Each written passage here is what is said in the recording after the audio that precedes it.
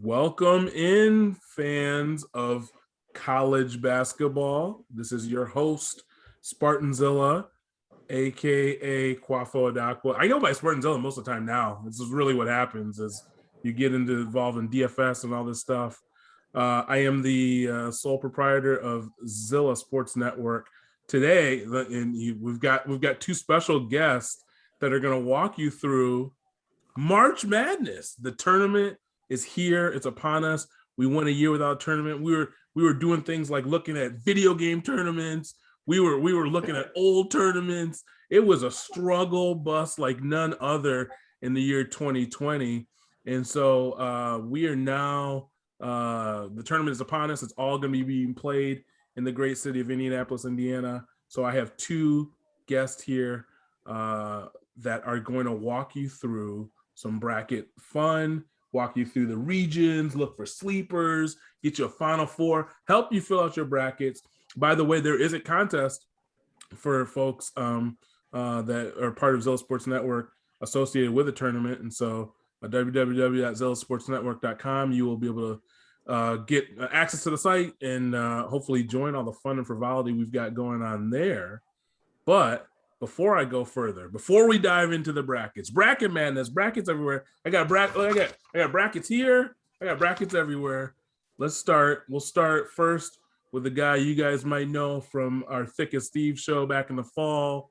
I unearthed this dude from the mean streets of Southeast Michigan. My guy Distro. Davis, how you doing today? Good, man.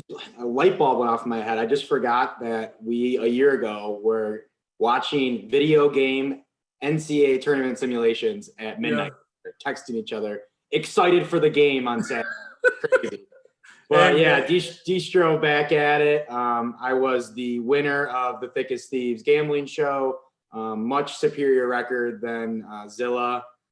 Excited to be here. It's going to be awesome. This tournament, it's so many intriguing matchups. So we're going to responsibly gamble. There will be some 401k liquidation tournament. As I always say, we do this responsibly, but there are a couple games that we will be liquidating our 401k. As usual, Distro. Yeah, I'm excited. Love it. And so in my other screen here, a guy who's going to need a little introduction. You can find him on Twitter. Is it at Big Bird Sports, Phil? Big Bird Sports. Yes, sir. Phil Rosenman, my guy. I've known this guy for almost 15, 20 years now. Great guy, great NCAA prognosticator.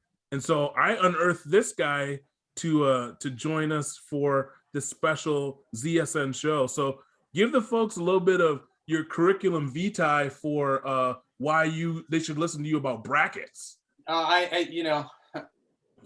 a little flushed here with that introduction. I do find that in the bracket, the more you know, the poorer you do. So, in line with some of your thinking there, just fill out a lot of brackets. Something's bound to stick. But yeah, I love all sports, always have. But of all the sporting events out there, March Madness takes the cake for me.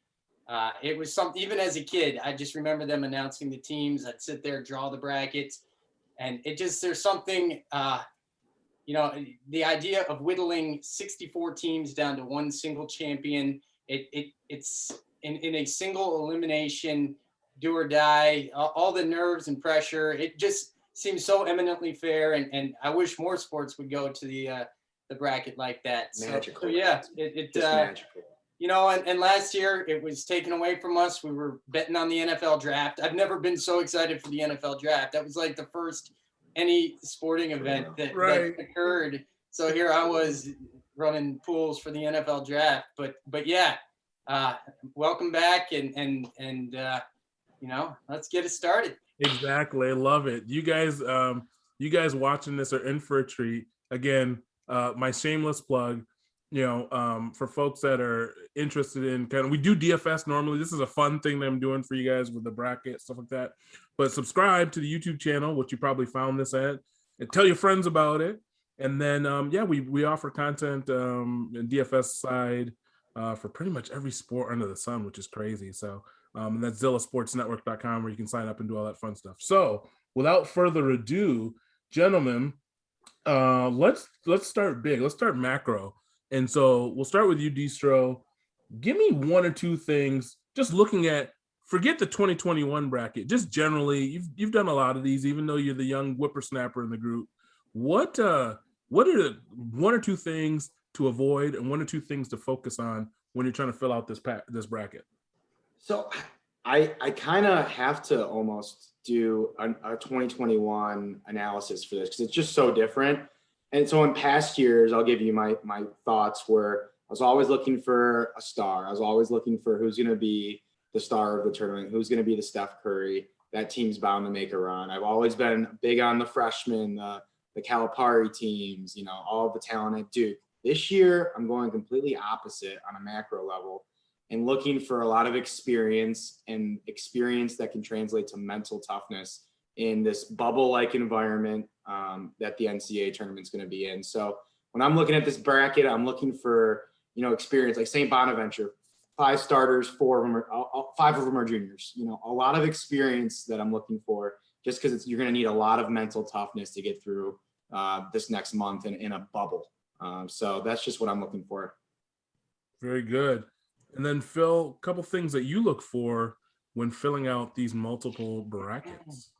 Yeah, you know, I think the first thing you have to do, and it has nothing to do with the teams, you have to figure out what type of pool you're in or what sort of competition you are in, depending on the region in the country, depending on the size of the tournament, and, you know, and how the payouts work. But for instance, Gonzaga, I think, is everybody's consensus favorite. If you are picking Gonzaga to win your pool, you better get a lot of other things correct. And, you know, there's economists that can explain it better than I can, but you are, you know, we're all from the Midwest. A lot of our friends are from the Midwest. A lot of our pools will be Midwest pools. So I see, you know, you have 2 number 1 seeds, 2 number 2 seeds that are also from the Big Ten, plus Gonzaga.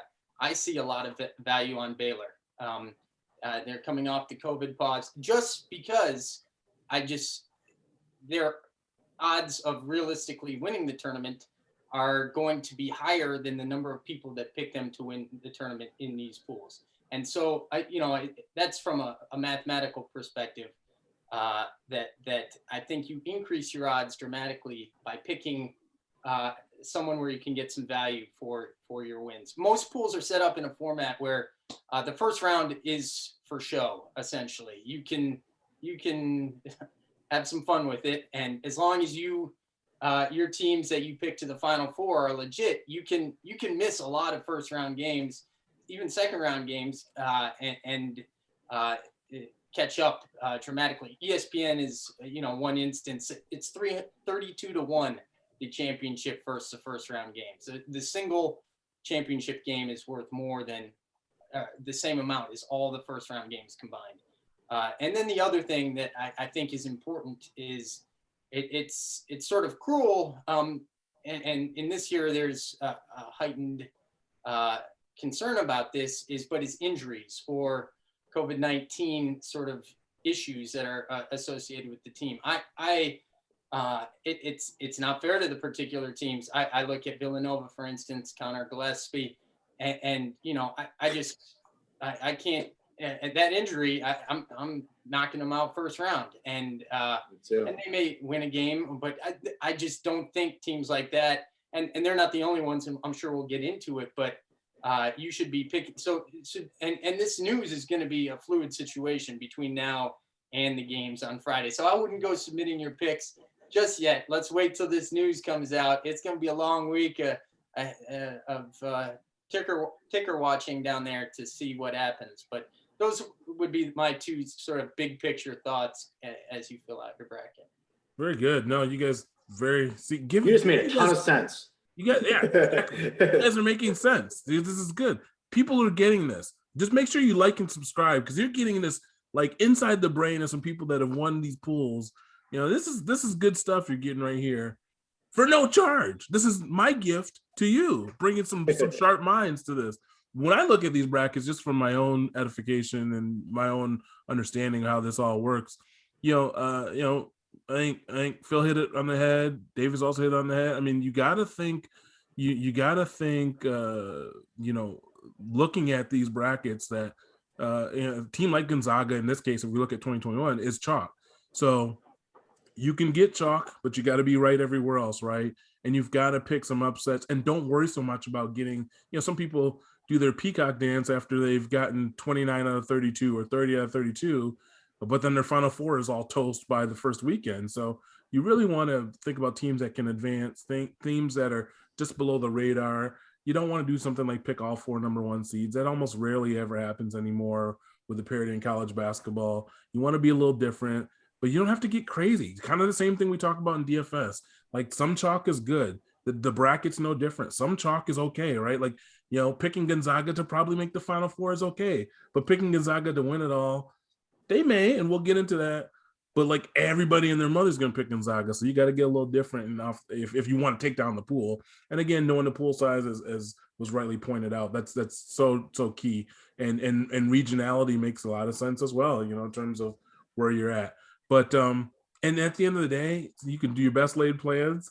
And sometimes, I guess, tell these guys pre-show, sometimes, like my wife, love her to death. She'll fill out a bracket and just say, I remember that school, or that color's good, let's just do that. And she does it in like 30 seconds. So she's not probably going to watch the show. But if she does, she'll see that we gave her a shout out there. So, all right, gentlemen, I'm going to try something real quick here, because we are going to walk region by region. Here's what they kind of do on, ESPN and those places. In fact, I'm going to try to pull up ESPN's bracket if I can.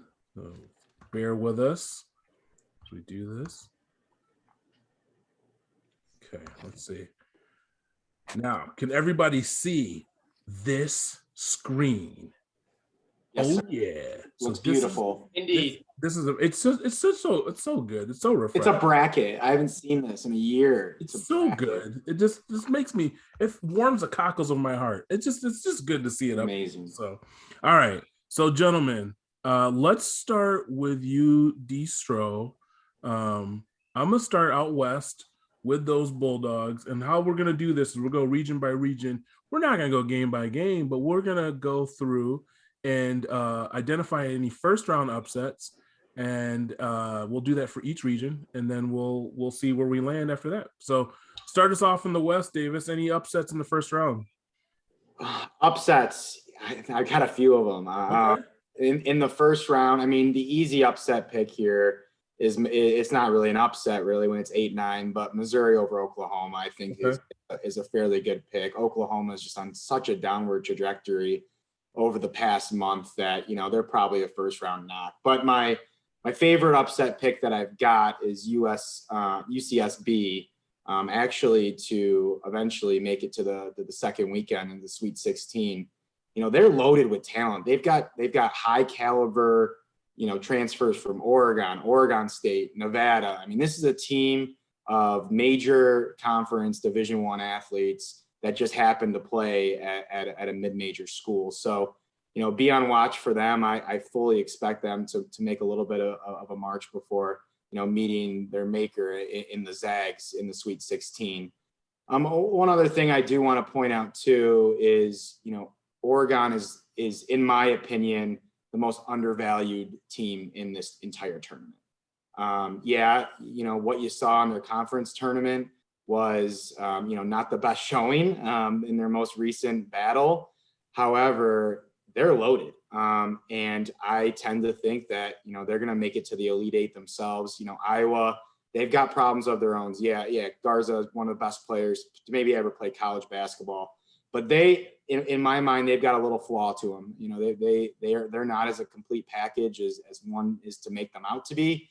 I understand the Big Ten was the best conference this year, but Iowa's just got, I just don't think, they have what it takes to really make a run. I'm not sure they're built for that. So in terms of upsets, I think my big one's going to be UCSB, and I also like Oregon to make a little bit of a run too. But in this region overall, it's the Zags to lose. I mean, this is probably the best opportunity for them to win a national championship. It's almost like a cakewalk for them to get to the Final Four.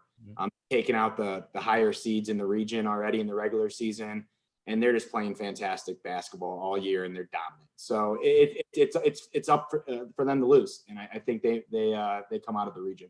Yeah, I might have 2 weeks ago put a little bit of US dollars on Oregon to make the Final Four. I might have done that.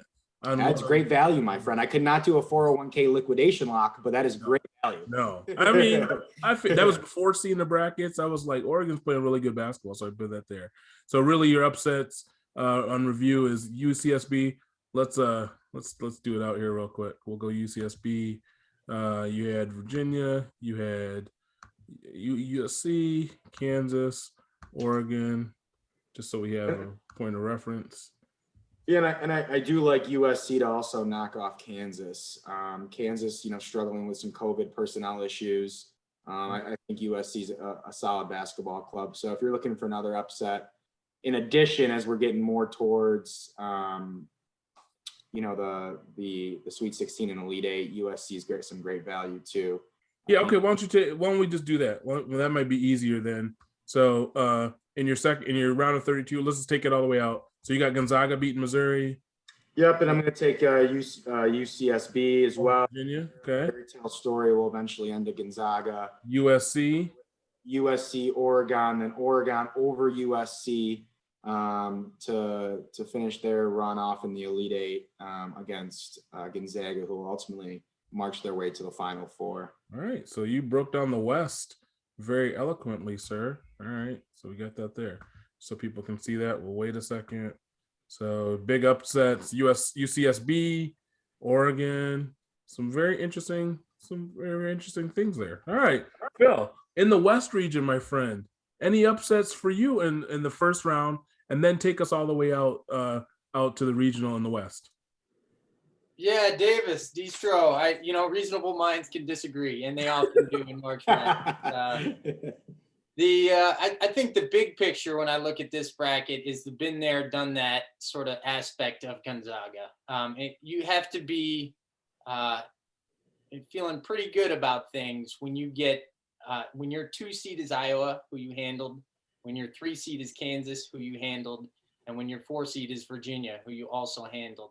So as I alluded to earlier, I didn't really want to take Gonzaga out of this bracket, but I just can't see them losing. So I do have them advancing from the West. I think there are a couple, sleeper teams. I guess depends how you use the definition. And then I has a couple bracket busters as well. My sleeper teams, I agree with you on USC. Evan Mobley's a beast inside. He's on draft charts, he's 2 or 3rd pick overall. And if he comes out this year, which he probably will. So I also have USC beating either Kansas, and I may get have some fun with it, but picking Eastern Washington. They have the player of the year in the Big Sky. They also he's a center inside. They surround him with 4 guards who can shoot the lights out from 3-point range, and the player of the year preseason is a point guard.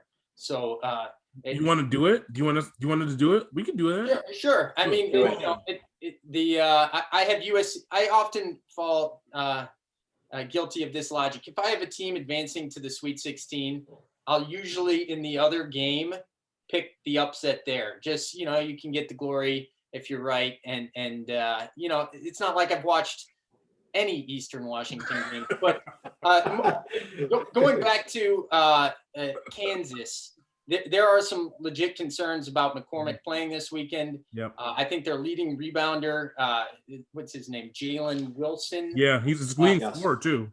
And I think he stayed back in Lawrence, so. It's not. There are some real concerns with Kansas, and they were playing great. They actually turned it around, but without those 2 guys, it's going to be tough to advance through the weekend for them. So the other thing, I just love the way Creighton plays.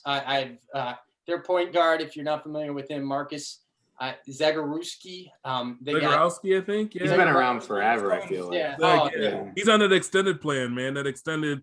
He's on that Robbie Hummel scholarship. Get that 6 year eligibility. Woo. Yeah. He's nice, and they got Ballack, who's one of the best shooters in the country, and then their center inside Bishop and a couple other guys, and they run. They play fun, which isn't always the best way to play. Sometimes it gets them in trouble, but I actually like them coming out of and playing Gonzaga into the Sweet 16 there.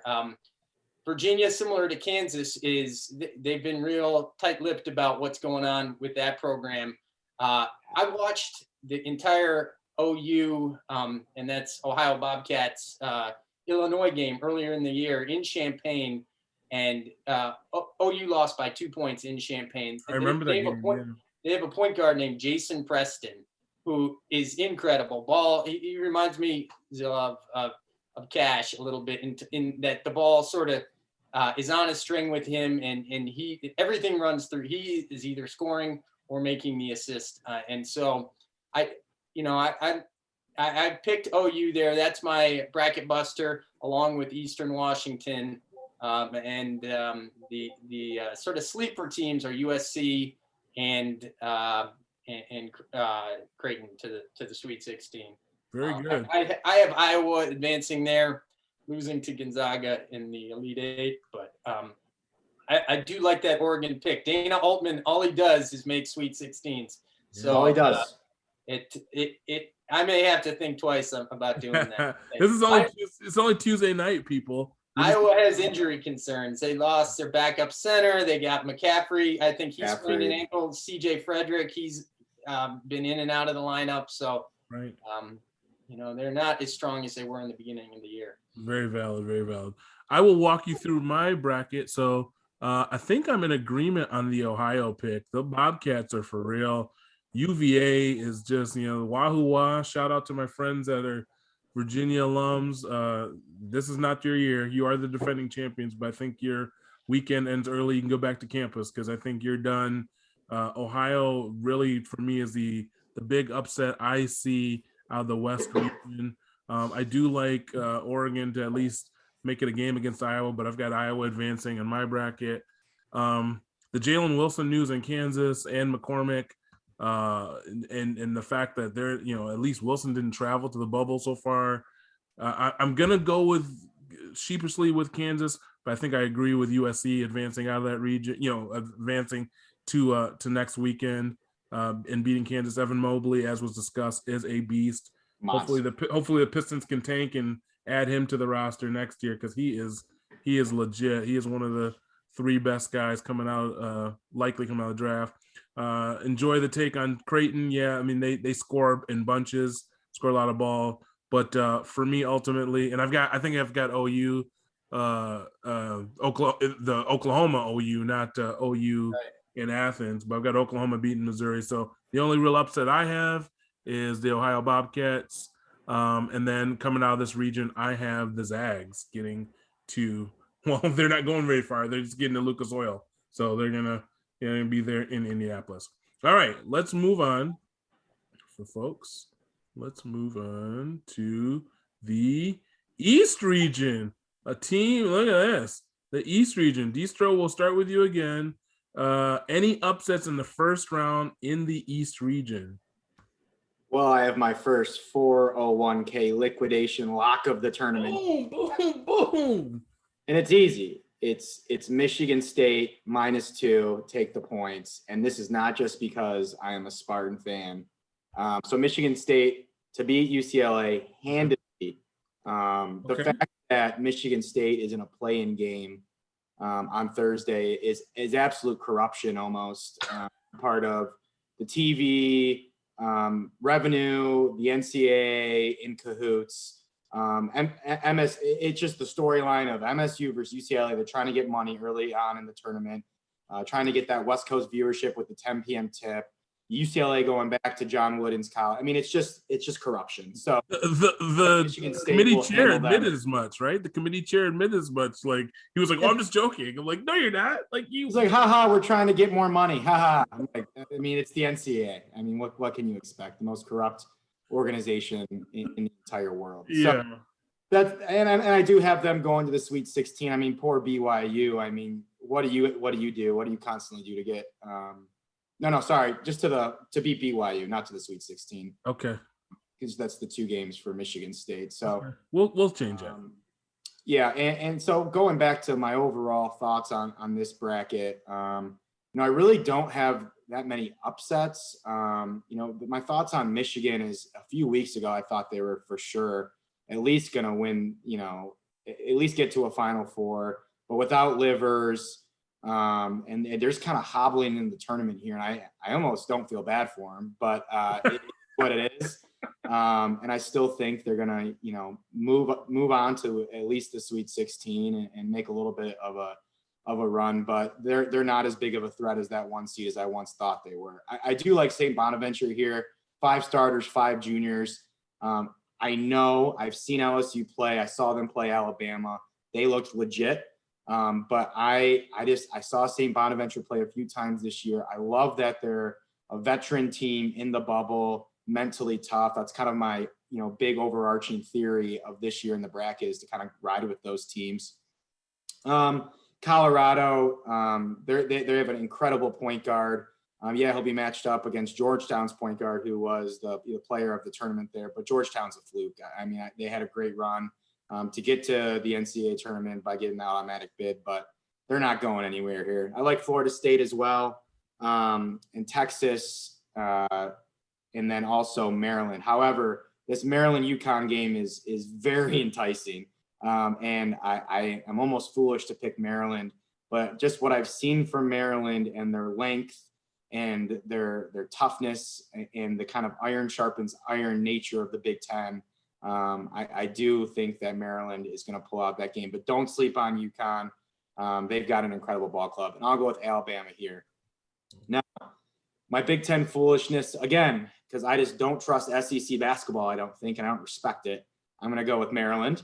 When I say, they beat Michigan State's, ass, they beat Michigan State's ass in the one category that Tom Izzo doesn't let anyone beat them in, and that's toughness. And so I think they're lengthened. They can shoot the ball a little bit. I like what they're doing recently. And then Texas here, Shaka Smart. They've had this Sims character kind of just come out of nowhere and just start playing out of his mind recently. Sims is winning me money in DFS, by the way. He has come on so hot at the end of the year.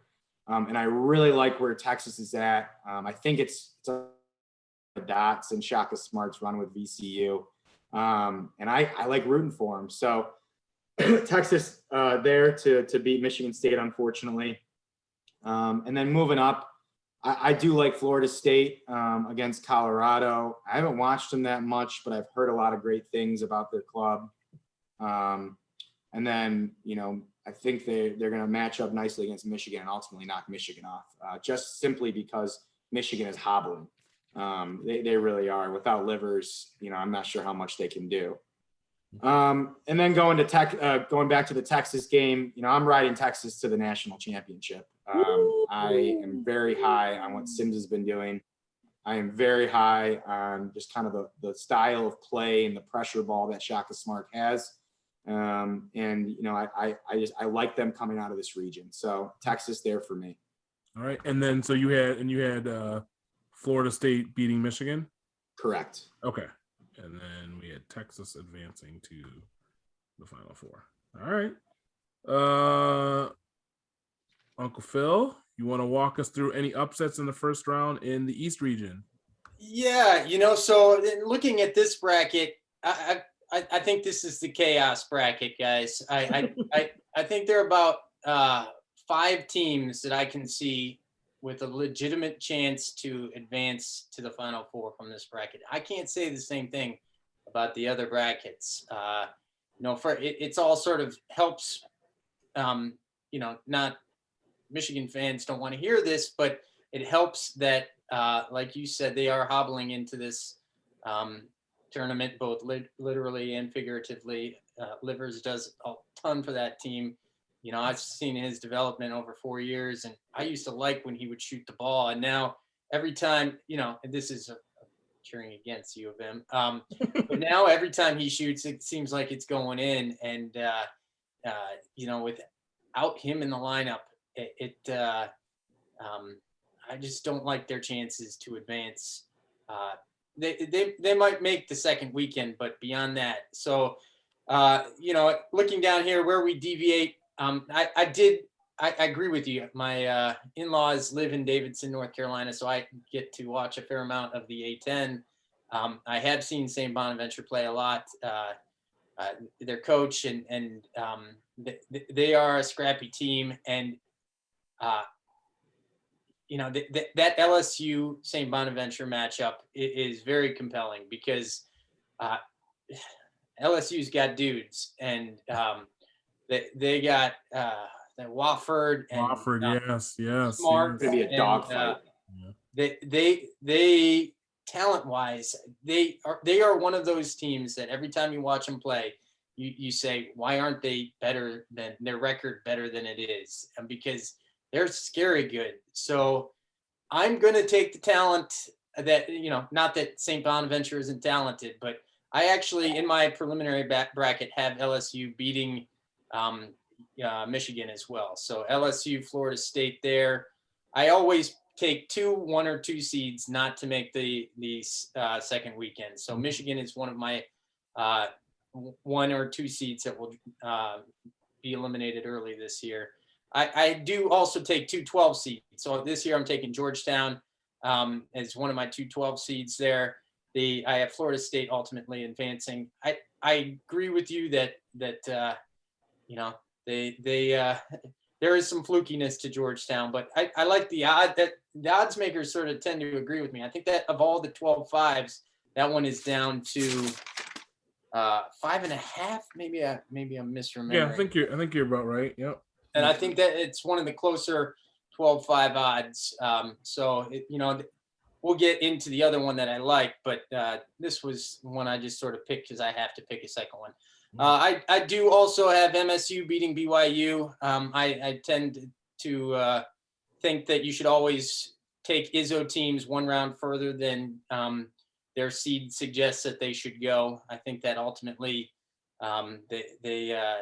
Texas is my pick to go out of this bracket as well. So I agree with Distro on this one. That Maryland-UConn matchup, it's going to be 2 of the whinier coaches in the entire bracket there. Hurley versus Turgeon. Just everybody's going to be crying for calls in that game. So did we see Turgeon almost get his life taken from him by Juwan Howard? That was classic. I love it. I'm here His for soul that. left his body. Like, if I had Juwan Howard coming at me too, I'd run the opposite way. I don't know. You don't want to mess with Juwan, man. Juwan's from Chicago. You don't want that kind of smoke. He may be the fun-loving national coach of the year, but you don't want that smoke, Mark Turgeon. Oh, yeah. So, all right. So the biggest upsets. I mean, it looks like Spartans at least passed. Well, I'd say my biggest upset is Georgetown. Second round, I have LSU over Michigan. I do have Maryland beating UConn there. I think Spartan fans all sort of respect Maryland's grit and their defense for an undersized team. UConn generally beats you with your guards, Bouknight and Cole. So Maryland does a pretty good job covering defending guards. It's if you run into a big man like Garza or Cockburn from Illinois, that's when Maryland struggles because they don't guard the interior as well. But UConn, most of their scoring comes from their guard. So I like Maryland there. I do have Alabama beating Maryland, and the rest looks to be match up with what I have there. Yep. Okay. Well, I will walk real quick if I can talk. And this is before the wine. I'm going to get the wine after the airing of this. Yeah, looking at my brackets, the bigs with LSU, St. Bonnie's. It's going to be a fun game to watch. Bonnie's has bigs and the veteran guards. This is a veteran team. LSU, like you said, has the dudes, and you kind of sometimes want to just focus on the talent. So I've got LSU by a hair, maybe a bucket, maybe 3 points there. Any upsets in this bracket, really, I mean, the Spartans, but I think majority of people are like on the Spartans as an upset, winning the play-in game and then also beating BYU.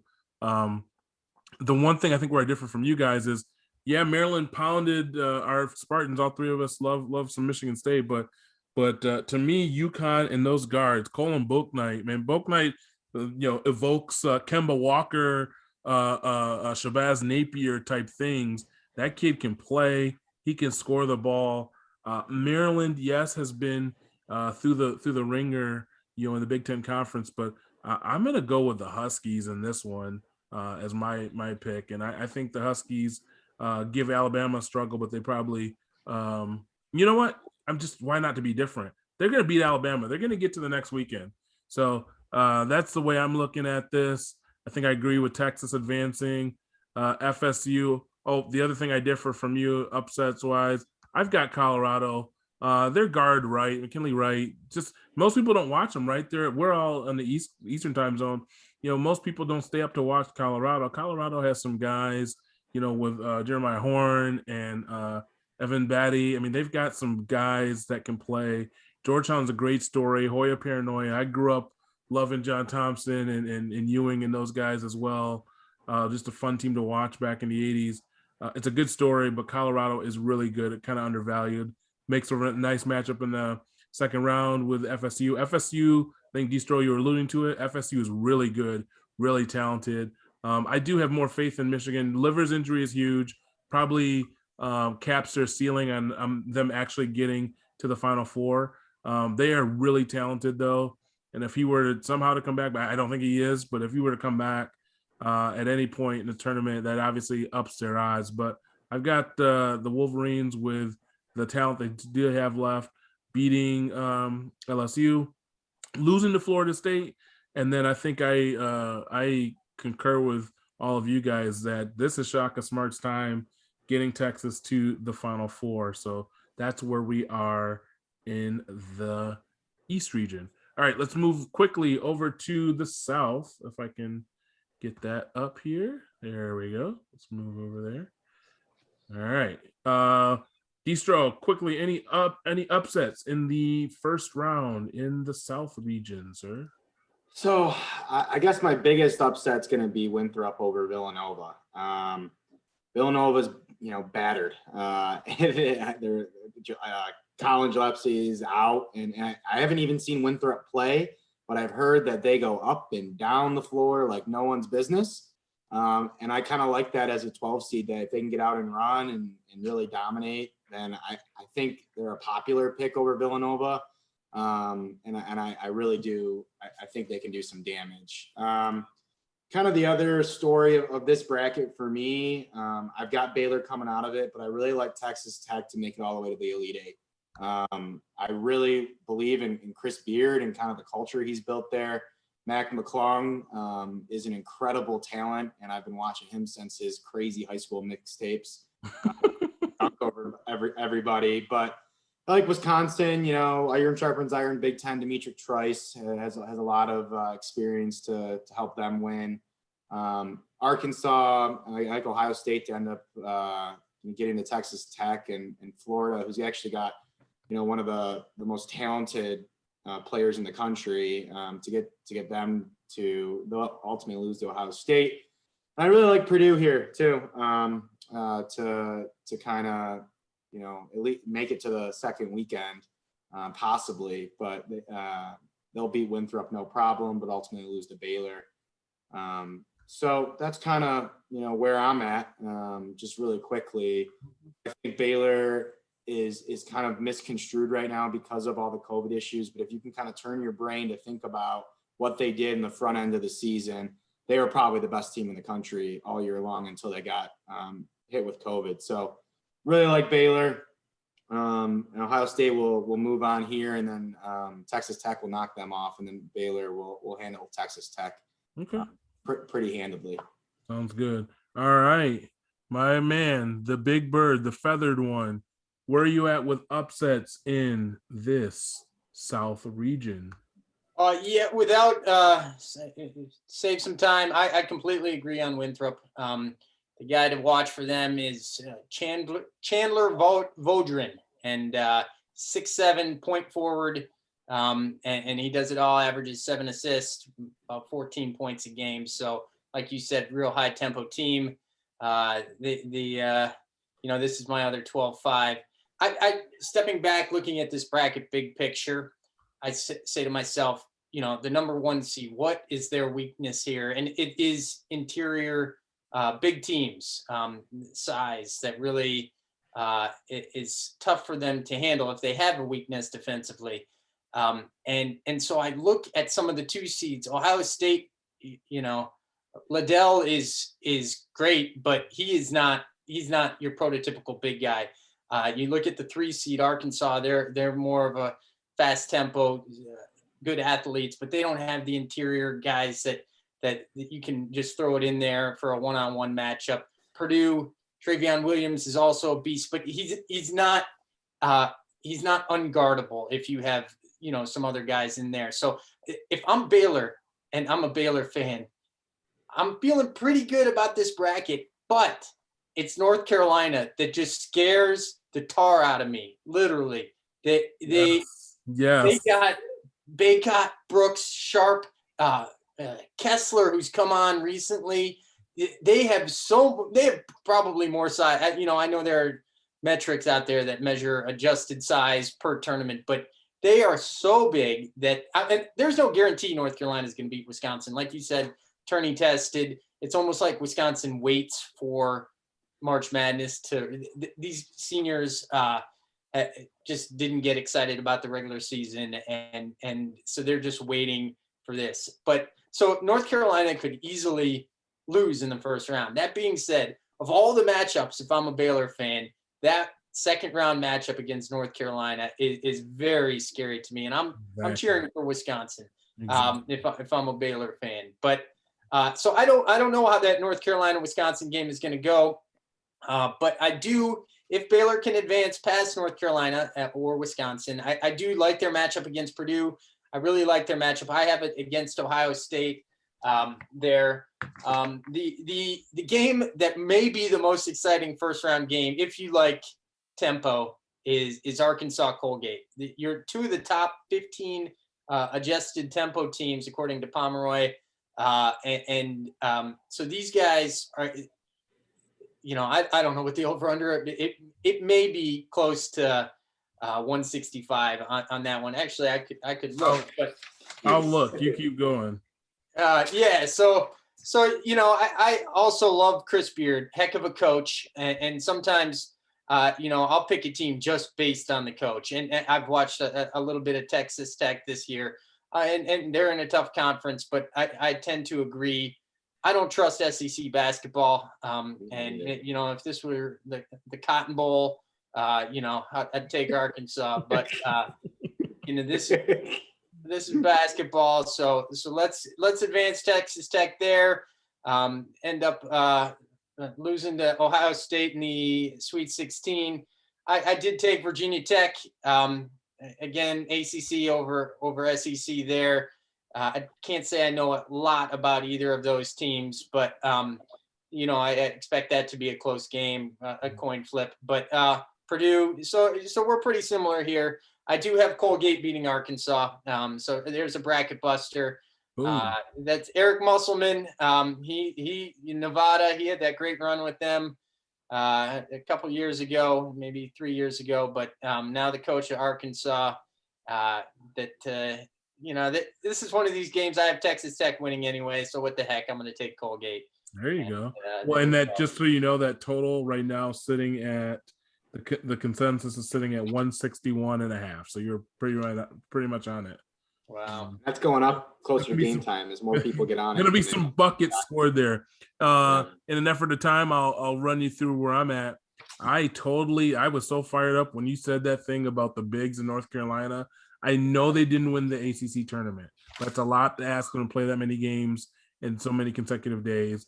They have bigs for days. He said Baycott, Brooks, Kessler, Sharp, you name it, have decent guard play with with Love. You got Leaky Black that does it all.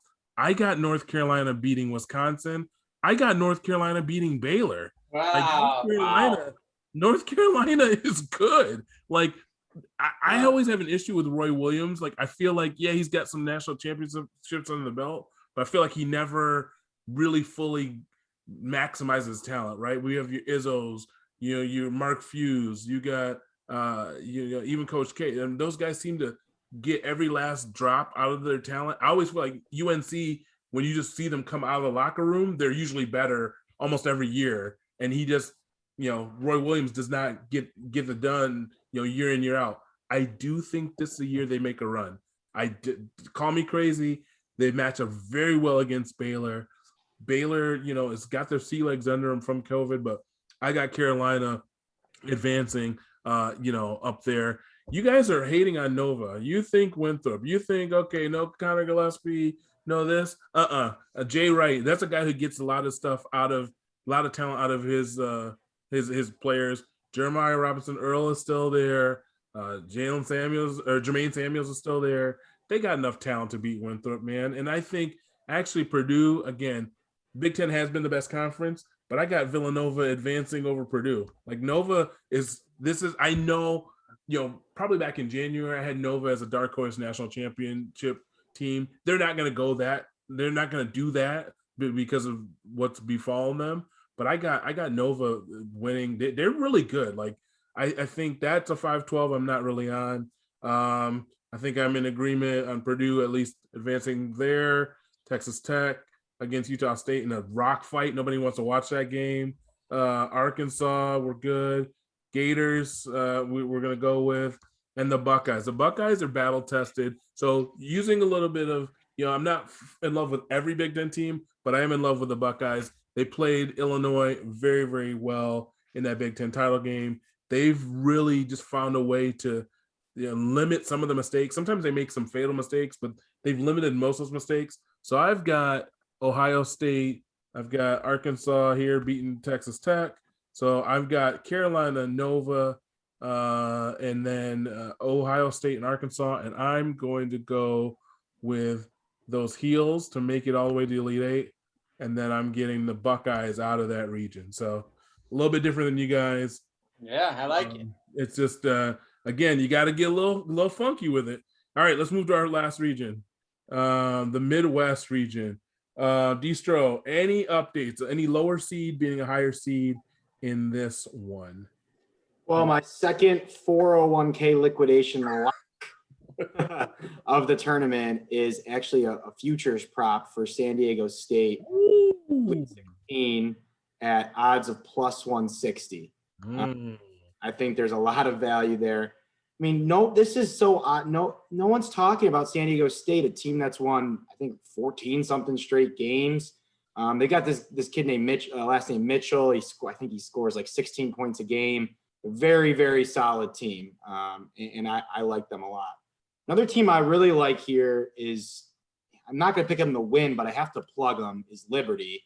And this Darius McGee, who is one of the best players in the country. Unfortunately, they got a horrible draw on Cade Cunningham at Oklahoma State.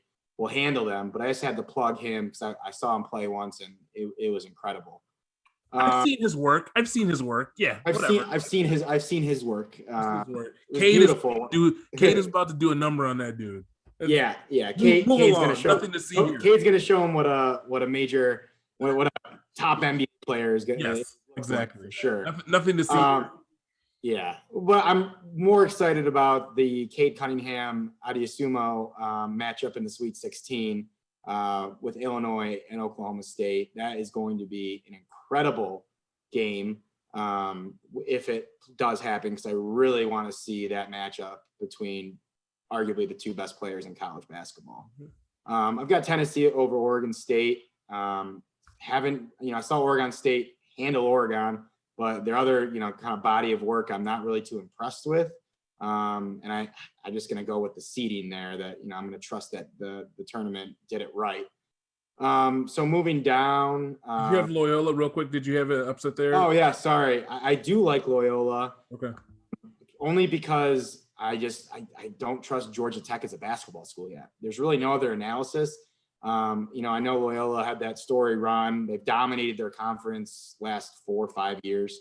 So I do like them. Then I'm gonna go with West Virginia.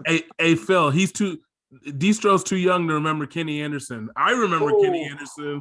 I remember. You don't be hating on Georgia. That is the worst loss in Spartan history, as far as I'm concerned. Steve Smith still got nightmares on that. Move along. West Virginia. I think this is Bob Huggins' best team in actually quite a long time. Unfortunately, I just like San Diego State better. And then I'll take Rutgers. That game is gonna be the first team to about whoever scores 15 points first against Clemson. That's just gonna be an absolute grinder. There actually might be blood. First time in the tournament in like 30 years. So I'm gonna go with Rutgers. And then Houston. Man, I love Houston. They lost their best player at the beginning of the year, who was the pre-conference player of the year, and yet they still just go on and just dominate. So big fan of Houston, like them over Rutgers. I like them over San Diego State. And then they'll ultimately meet their maker in Illinois, who I just think it's Illinois is the best team in the tournament in my mind. That's So I'm assuming you have Illinois in the Final Four. Yep. All right, Phil, walk me through any upsets here in the Midwest region. Before I get into that, quickly point out the number of teams in orange assigned to this bracket. Illinois, Tennessee, Oregon State, Oklahoma State, Syracuse, and Clemson. That is statistically, if they were just doing that unintentionally, impossible. But it's going to make it tough for those who go by color schemes to pick this one, right? Yeah, it's gonna be a bloodbath. You do. You have to end up with an orange team. It's remarkable. Yeah. Yeah. So, delving deeper into my analysis, I find this to be one of the weaker brackets. Aside from Illinois, who I think is a strong one, I compare the twos. I'm not on board with Houston. I look at their season results this year. I say, who have they beaten? Outside of conference, they beat like South Carolina. They beat it's slipping my mind right now, but I don't think they beat a single tournament team other than Wichita State. And I may not have that exactly right, but and they had some close victories, and in conference they had some bad losses. I don't think they're tourney tested. I saw the Memphis games twice. Memphis is not a tournament team. Memphis almost beat them twice. And so I don't trust them. I agree with you on Rutgers. I actually have Rutgers beating Houston. This is my second 1 or 2 seed to not make the Sweet 16. So I do like that Rutgers team. The Geo Baker, Ron Harper Jr. I like the big man in the middle. He presents problems. He's huge. He's ginormous. He is so huge with his wingspan. I'm going to take the team for the middling team from the tough conference to spring the upset. The tournament does amazing things to teams. So if Houston falls behind 5 in the second half, everybody starts to get tense. Then you start taking bad shots and playing hero ball, and it just happens to all teams. And so I just don't believe in Houston. That being said, I guess, Distro, you and I disagree a lot on this one. I wrote a bracket manifesto several years back about my rules to approach every tournament with. And number one rule, strangely, was never trust a Mountain West team. I don't care if they're playing, 10,000 feet elevation or somewhere in, Albuquerque. I am done trusting Mountain West teams. I've gotten burned too many times. And so I have Syracuse losing to West Virginia in that round. I think coach's son, Buddy Boeheim, he's back. It came from some injuries. Syracuse has been impressive to me. Just in the last week or two, I think they found something. San Diego State, they lost their point guard from last year. They had a great team last year. I think everybody's back except their best player from last year. So they may prove me foolish, but I do have Syracuse beating San Diego State there, and West Virginia beating Rutgers to play Illinois. Everybody's looking forward to that Illinois-Oklahoma State game. I'm a little bit nervous about Cockburn's free throw shooting, and that may come back to burn Illinois at some point. It's going to be a close game, and somebody's going to start fouling him. It could be that Oklahoma State team, but they are very young. Sometimes youth, you don't know any better. You don't know to be afraid, and that can be valuable sometimes. But the only other difference I have is Georgia Tech there beating Loyola Chicago. I love the point guard. And then I think the ACC Player of the Year, Moses Wright. Wright. Yeah. So I think that point guard is crafty, and they won the ACC tournament. So I have to respect that as a 9 seed beating Loyola there. What a great story! For that program to make the Final Four, I still. It's still amazing that they did that. So hats off to them. Cool. Maybe they'll make another run. But so I do have Illinois coming out of this bracket as well. Fantastic. So I'm looking at this. The only lower seed upset in the first round for me is Rutgers. I think we're in unanimous consent there on Rutgers beating Clemson. Clemson doesn't scare me. I don't trust. There's no Carmelo Anthony walking through that door. Syracuse, get out, go away. That zone is something fierce. If you haven't seen it, haven't prepared for it, it gives me PTSD. I was there. I was in Detroit for that. I don't. Yeah. Yes, I'm. You see me? I got the shakes right now. I see Ben Carter in my dreams sometimes at night. Yeah. And Jaren Jackson on the bench. Yeah. So I think San Diego State is undervalued as a 6th seed. I've actually got them beating West Virginia in the second round. 401k liquidation, baby. I got Loyola beating the Ramblin' Wreck. Loyola is really tough. That sets up for a excellent game over the weekend with Illinois and Loyola. The battle for the Lincoln State, but we're gonna go with the Fighting Illini there. The rest of the bracket, I think I'm in agreement with you guys. Fierce agreement. Tennessee looks pretty good. Okie State, Cade Cunningham is the truth. They have some other usable pieces with Anderson and Moncrief. Got a lot of guys that can just ball for Oklahoma State. That game, get your popcorn ready. Illinois, Oklahoma State might be the game of the tournament. I've got Illinois, though, winning there. I've got the crazy Aztecs going against Phil's manifesto. Mountain West, rain on me. So they're going to the Elite Eight, where they will meet Ayo, and they will meet Kofi, and they will meet Curbelo, and they will go down, and the Fighting Illini will make it to the Final Four. So, gentlemen, we have reached a time. Why don't you, starting with you, Phil, give me your Final Four and your national champion. Tentative right now. If you guys were paying attention, I got Gonzaga and Texas. I do have Gonzaga advancing in that game. And then I have Baylor, Illinois, which is a rematch from earlier in this year. Baylor won pretty easily, actually.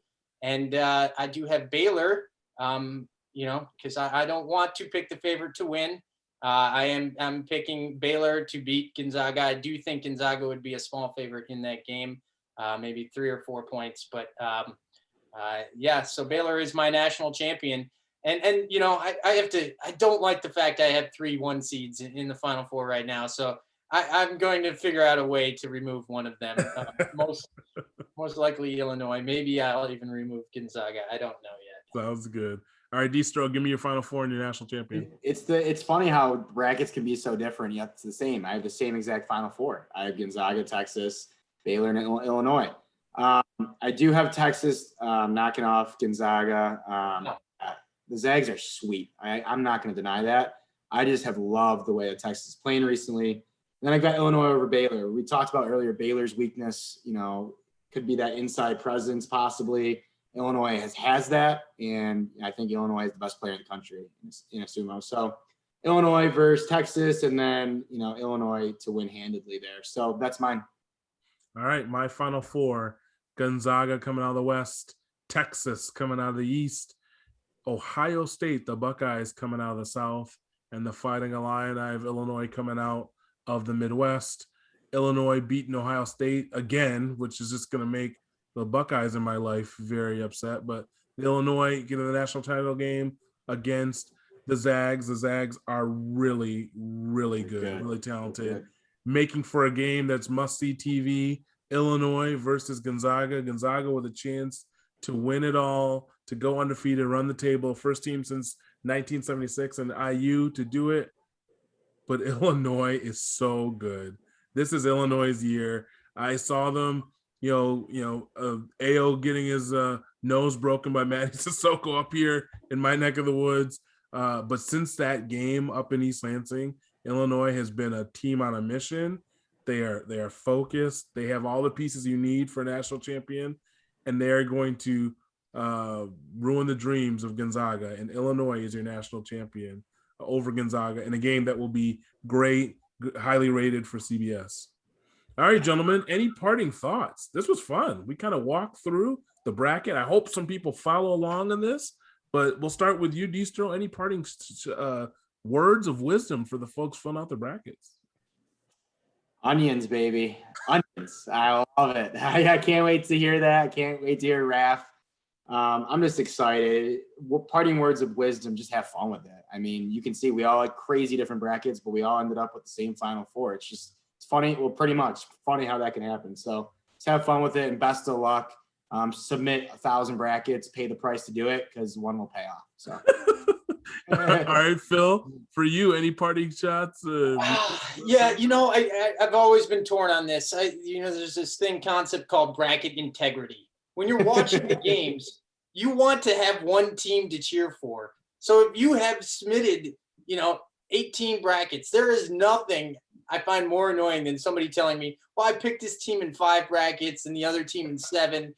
Who are you cheering for then? You don't even know. So it makes you sort of indifferent or ambivalent about the results. So if you're going to submit various different brackets, I think you should, in the early rounds, preserve your bracket integrity and then switch some things at the very end where the points are more meaningful anyhow. And so you're prepared either way at the end. But, it's just a different philosophy. I get it. And I'm not going to shame anyone any more than I already have. But you kind of did. You kind of did there.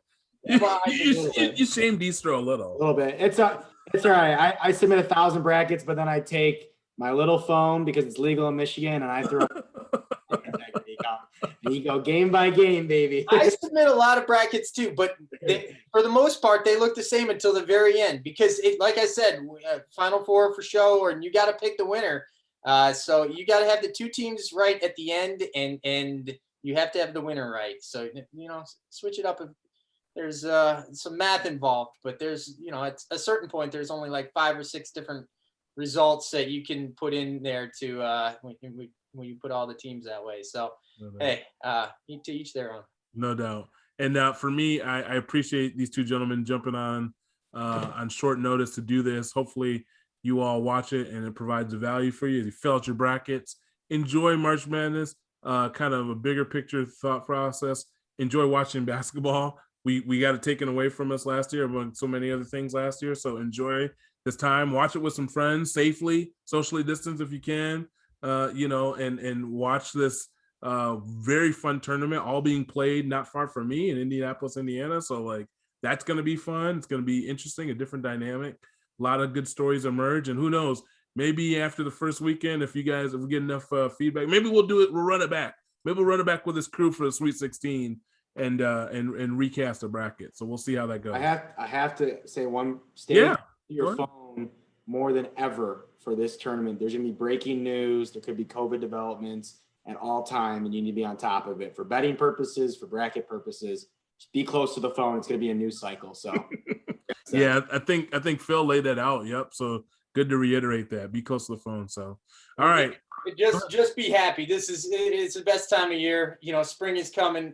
You know, it's been a dark, challenging year, I think, for a lot of people. And so to have something to be excited and enthusiastic about it just, I've been just there's an extra pep in my step these days. So I think we should all just appreciate what's going to happen these days. I hear you. So for my guy D Stro, for my guy Big Word, Phil, appreciate you joining us.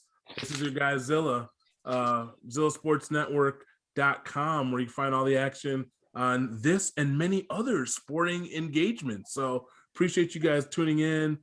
Be easy, y'all, and take it easy.